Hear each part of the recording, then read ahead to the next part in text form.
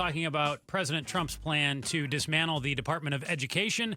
Jay O'Brien, ABC News, raising what some of people's concerns about this are. As Trump aims to break up the Department of Education and send what it does to other federal agencies, those agencies might not have the personnel or the expertise to follow through with that work and administer it to the degree that's been done by the Department of Education. So there's serious concern and, frankly, confusion about what is actually next for this agency. One of those voices who has some concern and some confusion is Beth Lewis, the executive director of Save Our Schools Arizona. Beth, you say that the Trump administration has thrown our schools into chaos. How would eliminating the Department of Education affect Arizona students, parents, and teachers? Hey, guys. Thanks so much for having me.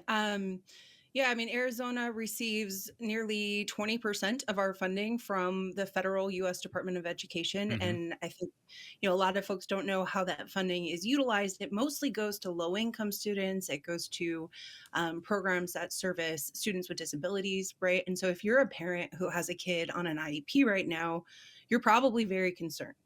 If you're an educator who works in a Title I school, a low-income school, you're probably very concerned. And I, as an educator, have worked with students, both levels of population my whole life. And I am greatly concerned, not only about the funding, but also the legal protections for those kids. Beth, I'm going to throw a big if at you. If the federal government were to take that 20% and whatever that sum is, and you would know that better, I think, than we would, and just gave it to Arizona in a lump sum, what's your level of concern that lawmakers, government leaders would get together and actually not find a way to spend it in some other way in the general fund? I mean, I think we've seen what Arizona lawmakers and what Superintendent Horn prefer to do with education funding, and that is to fund private school vouchers. And so, again, if that money was allocated to public school students for low-income situations and for special needs, that funding, most likely, if it was returned to the states, would be gone. Trump advocates, Beth, argue, we're joined by Beth Lewis, Executive Director of Save Our Schools Arizona. Trump advocates argue that this returns local control of schools to the states. Isn't that a good thing? I mean, if I'm in Arizona, don't I know better how to spend school dollars and resources for Arizona kids and Arizona teachers than a federal employee? I mean, that does sound like something that somebody would say before they steal your money and run. Okay. No, don't worry. We're just going to give you that money. It'll all be fine. Even if that money did find its way back to public schools, and even if those allocations were preserved, I think that the problem is there's actually so much less efficiency. If you have one department in DC that has trained lawyers, trained researchers, right? Like all of these wonderful people that know what they're doing, and you send it back to the states, we don't have anybody who is trained to do a state level oversight of whether students with special needs are getting their legal protections met. We don't have that. Beth, earlier Joe played a clip of President Trump saying, we're going to take care of teachers, whatnot. And I think back to the number of years ago when you were such a big leader with Red for Ed, and that was to increase pay for teachers, but other folks who work for schools as well. When you hear folks say that about increasing pay for teachers at the federal level, or we're going to help states do that, is that one that you take at face value or no? No, I think that's snake oil.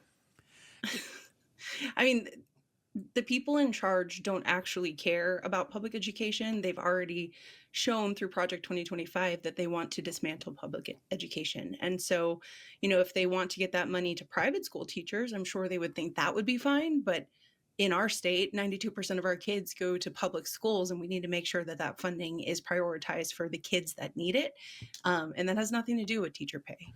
Beth, I'm going to try to work through this as quick as I can. It's going to be the last one for us here. I want to give you the bulk of the time. As it's been explained to me, Arizona gets a larger percentage of federal funds than a number of other states.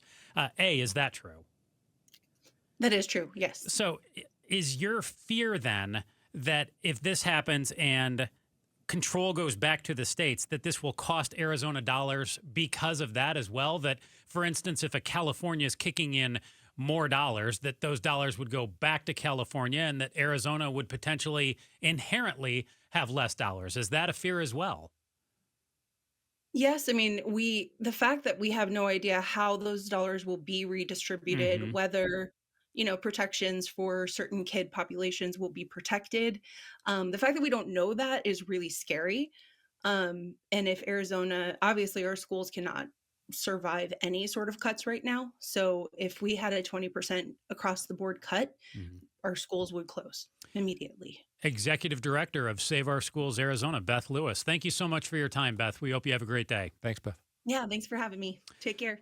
So, going to be interesting to see here. And even if the department is dismantled, it won't completely go away. Some things would move to other departments. And going to be interesting to see, though, how this will play out here in Arizona. And I do think there's real fears that, hey, is this about expanding these voucher programs? And we talk about the haves and the have-nots, Steve. If you're part of the haves, you probably don't need to worry too much about this. But if you are in a low-performing district, or you have a student who English is not their first language, and they need some extra help in school, or you don't have funds to send your kid to a great private school or a charter, you could be hurting. And this has been a state that consistently, average spending per pupil between 48th and 50th. Does it get even worse? Could we go lower than 50, Joe, without this federal money?